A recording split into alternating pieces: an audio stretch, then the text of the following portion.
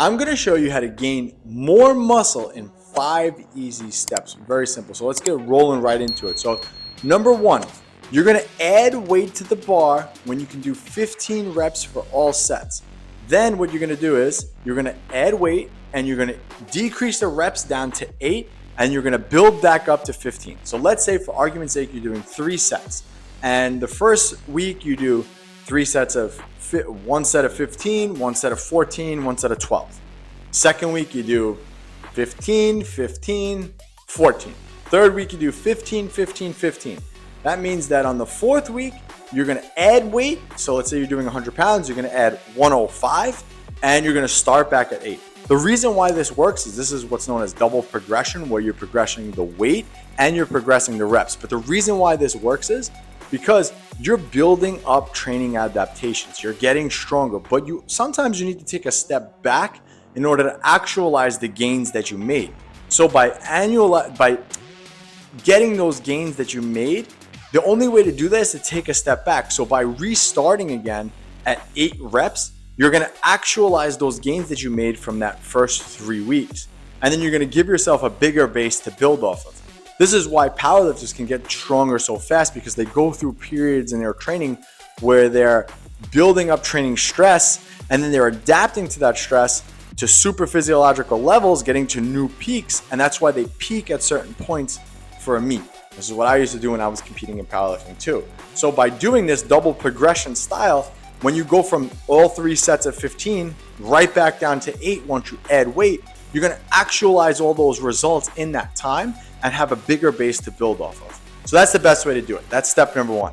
Step number 2, you need to develop a mind-muscle connection in the target area. So what that means is you need to find the exercises that work and that you feel. So for example, I talk about this in all my other videos. For me, when I do barbell curls, I don't get as good of a pump in my biceps as when I do dumbbell curls. My favorite mass building movement for biceps is seated dumbbell curls. Seated dumbbell curls or standing dumbbell curls are one of the best exercises that works best for me. I get a huge pump in my bicep and I actually have I get a really, really good squeeze when I do them. So for me, I need to develop and put more time into that movement as opposed to barbell curls because I just don't get as much out of them. So you need to take an inventory of the exercises you're doing right now and say, what do I feel the most and what don't I feel? And scrap the ones you do and invest more time into the ones that do.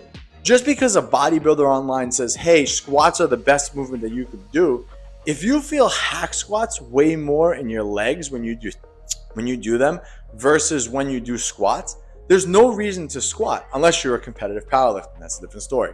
So you need to develop better mind-muscle connection in the targeted areas. Number 3, you're going to use priority principle. I love that. That's from Arnold. I got it from Arnold. It's the priority principle, focusing on the lagging body parts. And you're going to train your lagging body parts earlier in the week and in your routine.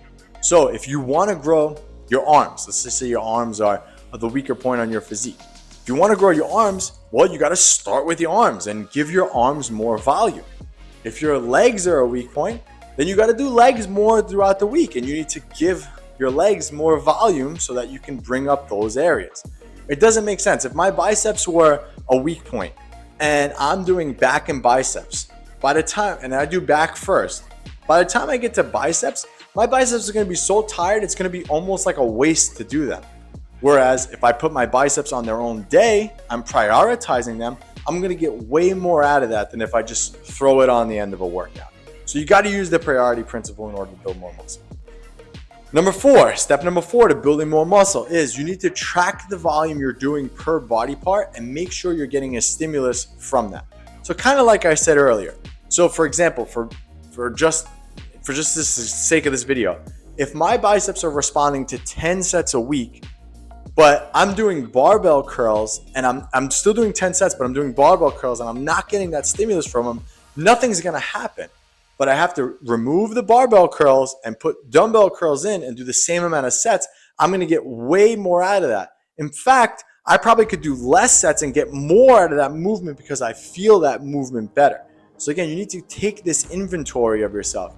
And I think this is where the term junk volume comes from, because a lot of people they blindly follow routines that they find online, and or the guy in the gym. And I always laugh at this one. The guy in the gym, he does the incline bench press, flat bench press, incline hammer strength. Then he does all three levels on the cable crossover. He does the low flies, the middle flies, the high flies, and he does dips.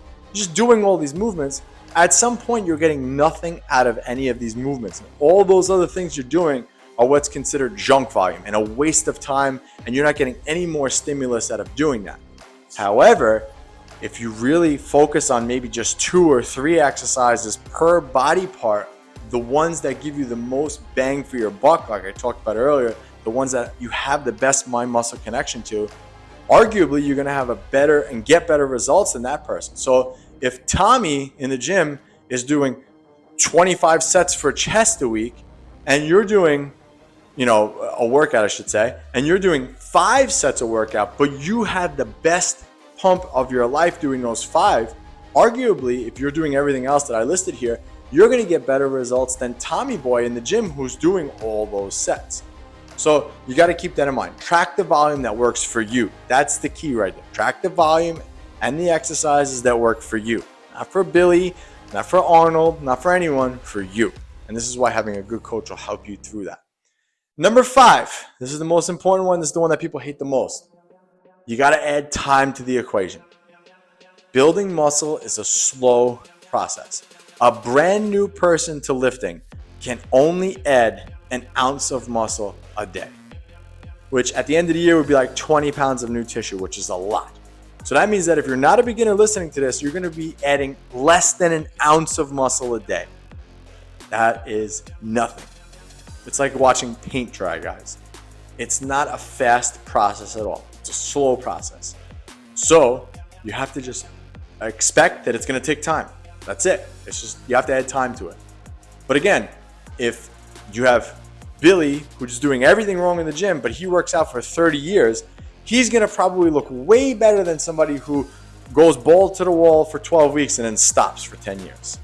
So keep that in mind, time. So I'm going to summarize the 5 really quick. So 1, add weight to the bar and use that double progression scheme that I talked about. 2, develop that mind-muscle connection in that targeted muscle that you're trying to work on. 3, use the priority principle. Focus on those lagging body parts earlier. Number 4, track the volume that you're doing and get rid of the junk volume. Number 5, takes time. Have fun with this. If you guys want help with any of this, or you want to pick up my programs or anything else, just click the links below. And until next time, this is Anthony, KB Fitness Center. I'll catch you on the next one. Our overcrowded personal training gym is in need of trainers. We are drowning in new clients that want and need instruction, and we need you. Certification is a plus, but not necessary. We are growing fast, and there are many opportunities for growth inside our company. So send me a message now if you are interested in working with the best.